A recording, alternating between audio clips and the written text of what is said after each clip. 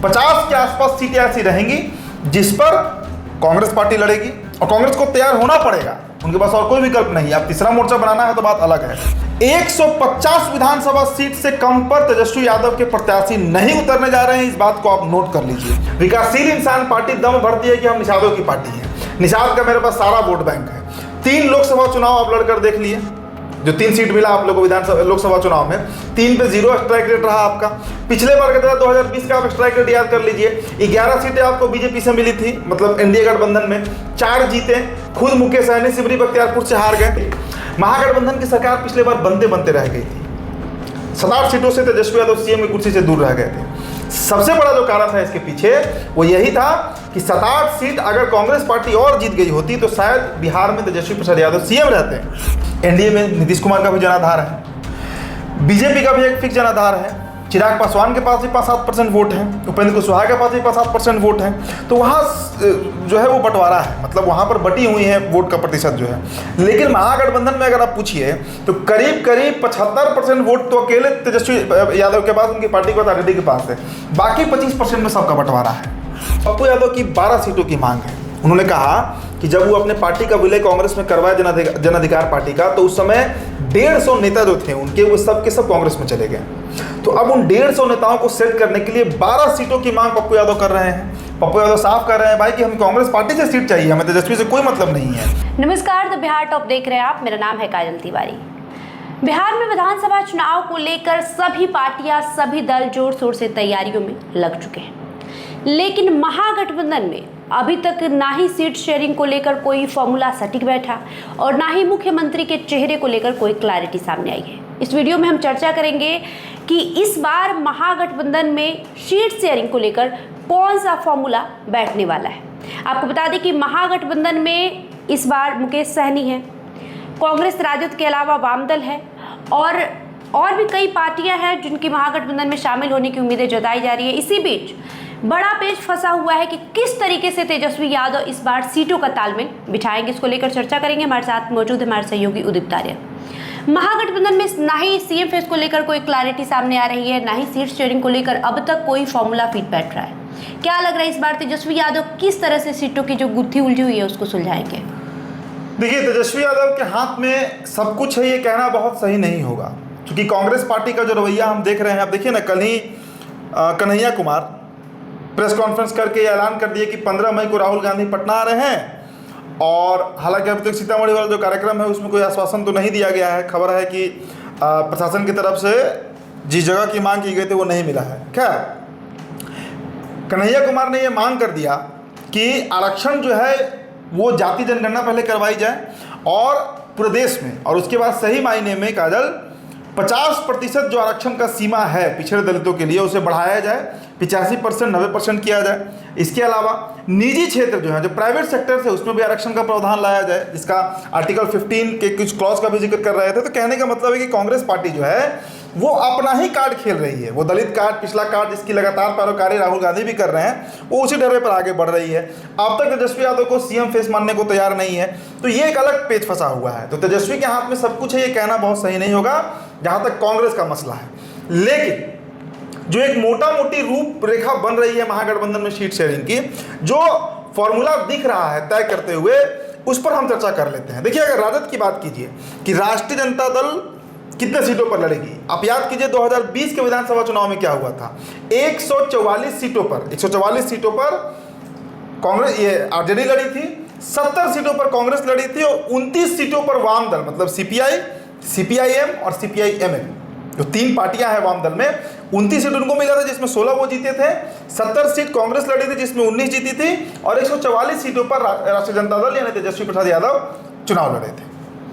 ये 2020 का फॉर्मूला था। लेकिन इस बार थोड़ा इसमें बदलाव देखने को मिल सकता है। कांग्रेस पार्टी को किसी भी कीमत पर तेजस्वी प्रसाद यादव जो है वो 70 सीटें नहीं देने जा रहे हैं। ये बात तो आप नोट कर सकते हैं। मैं ये नहीं कह रहा हूं कितनी सीटें उनको मिलेंगी कांग्रेस को, लेकिन 70 नहीं मिलने जा रहा है, ये तो पक्के तौर पर तय है। क्योंकि इसका साफ राजद के 2-3 विधायकों से भी मेरा बातचीत हुई है, उन्होंने भी इस बात को कंफर्म किया कि किसी भी कीमत पर पिछला वाला ट्रैक रिकॉर्ड नहीं दोहराना है। कांग्रेस कितना भी हाथ पैर मार ले राहुल गांधी कन्हैया, लेकिन जनाधार की जब बात होती है, और देखिए कोई भी सीट शेयरिंग जनाधार पर ही होता है। एनडीए में मामला क्यों फंसा हुआ है? चिराग अपने जनाधार का हवाला दे रहे हैं, उपेंद्र कुशवाहा कह रहे हैं कि हमारा 2020 का ट्रैक रिकॉर्ड उठाकर देख लीजिए, 105 सीटों पर हम लड़े थे, उसमें कई सीट ऐसे रही जहां 28,000-30,000 वोट हमको मिला। तो वही गुणागणित महागठबंधन में भी बैठेगा। अब जैसे वीआईपी का उदाहरण लीजिए, विकासशील इंसान पार्टी दम भरती है कि हम निषादों की पार्टी है, निषाद का मेरे पास सारा वोट बैंक है। 3 लोकसभा चुनाव आप लड़कर देख लिए, जो 3 सीट मिला आप लोगों को विधानसभा लोकसभा चुनाव में, 3 पे 0 स्ट्राइक रेट रहा आपका। पिछले बार का 2020 का आप स्ट्राइक रेट याद कर लीजिए, 11 सीटें आपको बीजेपी से मिली थी, मतलब एनडीए गठबंधन में 4 जीते, खुद मुकेश सहनी सिमरी बख्तियारपुर से हार गए।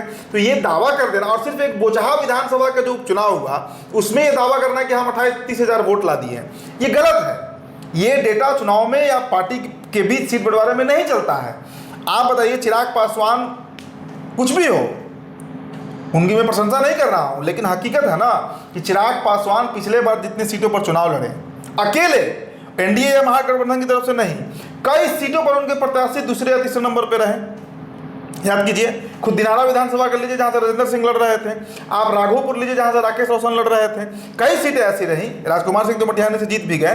तो मिला जुलाकर आपका जो वीआईपी पार्टी है, जो विकासशील इंसान पार्टी है, उसका परफॉर्मेंस क्या रहा 2020 के असेंबली इलेक्शन में, उसका परफॉर्मेंस क्या रहा 2024 के लोकसभा इलेक्शन में? मुकेश सहनी खुद अपना सीट नहीं रिटेन कर पाते हैं, नहीं बचा पाते हैं। तो ये कहना, दावा करना कि जिन मल्लाह कहिए, निषाद कहिए, बिंद बिलदार कहिए, केवट कहिए, जिनकी आबादी बिहार में करीब करीब 9% के आसपास बताई जाती है, सबको जोड़ा जाए तो आप उनका अगर नेतृत्व कर रहे होते तो 1 लोकसभा सीट तो निकलता, झंझारपुर तो निकाल लेते कम से कम। मान लीजिए मोतिहारी तो बीजेपी का सीट है, गोपालगंज में भी चुनौती था, लेकिन आलोक कुमार सुमन कमजोर पड़े थे इस बार, बावजूद इसके प्रेमनाथ अंचल नहीं जीत पाए। तो जब तक जनाधार नहीं रहेगा किसी पार्टी का, और कांग्रेस का क्या जनाधार है बिहार में? तो अब आते हैं सीट शेयरिंग पर। ये तो पृष्ठभूमि हुई, जो बैकग्राउंड हमने बताया कि कितनी सीटों पर आरजेडी लड़ेगी, कितनी सीटों पर कांग्रेस लड़ेगी, कितनी सीटों पर वीआईपी लड़ेगी और कितनी सीटों पर वामदल लड़ेगी। देखिए, वामदल के बारे में मैं एक चीज़ यहाँ जोड़ना चाहूँगा। जो मगध का इलाका है, जो शाहाबाद का इलाका है, मतलब जहानाबाद, गया, औरंगाबाद, डेहरी, रोहतास कर लीजिए, बक्सर का जो इलाका है, अरवल का जो इलाका है काजल, इस इलाके में जो वामदल है, जो लेफ्ट की पार्टियां हैं, उनका बड़ा मजबूत पकड़ है। और यही कारण है कि 2020 के विधानसभा चुनाव में जो 22 सीटें शाहाबाद की है, 7 रोहतास का, 7 भोजपुर, 4 कैमूर भभुआ और 4 बक्सर जिला का जो सीट है विधानसभा, उसमें 19 सीटों पर महागठबंधन जीती थी। इसका बहुत बड़ा कारण है कि लेफ्ट का जना, देखिए ना, इस बार का लोकसभा आप देख लीजिए, काराकाट से राजाराम सिंह कुशवाहा जीते ना। आप देखिए, आरा से सुदामा प्रसाद जीत गए, वो दोनों वाम के हैं। बीजेपी से सराम हार गई, बीजेपी बक्सर हार गई। तो बड़ा कारण रहा कि लेफ्ट का वोट बैंक इस इलाके में बहुत मजबूत है। तो लेफ्ट भी जो 29 सीटें पिछले बार मिली थी उससे कम पे नहीं तैयार होगी, जान लीजिए। मुकेश सहनी 40-50 सीटों की मांग कर रहे हैं और साथ ही साथ ये भी कह रहे हैं कि हम डिप्टी सीएम बनेंगे चुनाव के बाद। 60 सीटों की मांग कर रहे हैं मुकेश सहनी का। और जिस तरीके से वाम दल का लोकसभा चुनाव में परफॉर्मेंस हुआ है, तो जाहिर तौर पर उसकी भी सीटें बढ़ाई जाएंगी। तो क्या लगता है, वाम दल और सहनी को कितनी सीटें मिलने की उम्मीदें लग रही है? देखिए, अगर सीट शेयरिंग का आप एग्जैक्ट फॉर्मूला पूछिएगा, नंबर पूछिएगा, जो इनपुट हम तक है, 150 विधानसभा सीट से कम पर तेजस्वी यादव के प्रत्याशी नहीं उतरने जा रहे हैं। इस बात को आप नोट कर लीजिए। 150 सीट का मैं दावा कर रहा हूं, क्योंकि तेजस्वी यादव का ही परफॉर्मेंस विधानसभा में दिखता है। बाकी उनके सारे गठबंधन के दल उन पर निर्भर रहते हैं, सिवाय वाम दल के। वाम दल का अपना जनाधार है, बाकी कांग्रेस कहिए, मुकेश सहनी कहिए, किसी को आप कह लीजिए। देखिए, मुकेश सहनी 250 सभा किए थे लोकसभा में, खूब हेलीकॉप्टर से घूम रहे थे। प्रतिफल क्या हुआ? राजद जो सीटें जीती, पाटलिपुत्र जीती, आप ससाराम कह लीजिए, बक्सर कह लीजिए, वहां पर कुशवाहा वोट ने जिताया, औरंगाबाद में कुशवाहा वोट ने जिताया। मल्लाह वोट कहाँ काम आता है आरजेडी को? तो अब आते हैं सीट शेयरिंग के फॉर्मूला पर। 150 सीट देखिएगा, कम से कम 150 सीट पर आरजेडी लड़ेगी, तेजस्वी प्रसाद यादव के प्रत्याशी लड़ेंगे। 50 के आसपास, मतलब 2-4 सीट ऊपर नीचे हो जाए तो अलग बात है, 50 के आसपास सीटें ऐसी रहेंगी जिस पर कांग्रेस पार्टी लड़ेगी, और कांग्रेस को तैयार होना पड़ेगा, उनके पास और कोई विकल्प नहीं है। अब तीसरा मोर्चा बनाना है तो बात अलग है, लेकिन इससे अधिक सीट नहीं मिलने जा रही है। और 29 से 30 सीटें ऐसी होंगी, देखिए 50 और 150 जोड़ी तो 200 हो जाता है, 30 सीटें वाम का रख लीजिए, बचा कितना सीट? 13 सीट। तो वही 12 से 13 सीटों पर विकासशील इंसान पार्टी यानी मुकेश सहनी के प्रत्याशी उतरने जा रहे हैं। मेरा अपना अनुमान है काजल कि इससे अधिक सीट ना तो तेजस्वी प्रसाद यादव मुकेश सहनी को देने जा रहे हैं, और एक पत्रकार होने के नाते जो मेरा अपना एनालिसिस है, इससे ज़्यादा सीट मुकेश सहनी डिजर्व भी नहीं करते। देखिए, महागठबंधन की सरकार पिछले बार बनते बनते रह गई थी, 7-8 सीटों से तेजस्वी यादव सीएम की कुर्सी से दूर रह गए थे। सबसे बड़ा जो कारण था इसके पीछे वो यही था कि 7-8 सीट अगर कांग्रेस पार्टी और जीत गई होती तो शायद बिहार में तेजस्वी प्रसाद यादव सीएम रहते, वो मुख्यमंत्री बने रहते, लेकिन ऐसा नहीं हो पाया। और वहीं पर तेजस्वी यादव और उनकी पूरी पार्टी ने कहा भी था इस बात को कि आज हम सीएम नहीं बन पाए तेजस्वी, सिर्फ कांग्रेस पार्टी के चलते। तो जितना जो उनके सहयोगी दल हैं उनको कम से कम सीट देंगे और जितना अधिक से अधिक सीटों पर खुद लड़ेंगे तेजस्वी प्रसाद यादव या उनकी पार्टी, उतना अधिक फायदा। क्योंकि देखिए, जनाधार बिहार में राष्ट्रीय जनता दल का ही है, आप एमवाई कहिए, अब तो पिछड़ों को भी जोड़ा जा रहा है, अब तो कुशवाहा जाति को भी जोड़ा जा रहा है। तो एक मुफ्त जनाधार होता है वो सिर्फ और सिर्फ आरजेडी का बिहार में दिखता है। बाकी से अभी जैसे एनडीए में तो अलग है कैलकुलेशन, एनडीए में नीतीश कुमार का भी जनाधार है, बीजेपी का भी एक फिक्स जनाधार है, चिराग पासवान के पास भी 5-7% वोट हैं, उपेंद्र कुशवाहा के पास भी 5-7% वोट हैं। तो वहाँ जो है वो बंटवारा है, मतलब वहाँ पर बटी हुई है वोट का प्रतिशत जो है। लेकिन महागठबंधन में अगर आप पूछिए तो करीब करीब 75% वोट तो अकेले तेजस्वी यादव के पास, उनकी पार्टी के पास, आरजेडी के पास है। बाकी 25% में सबका बंटवारा है। अब उसमें 2-4-5% मुकेश सहनी का भी आप गिन लीजिए, 10-12% आप वाम दल का भी गिन लीजिए, और बाकी कांग्रेस पार्टियाँ गिन लीजिए।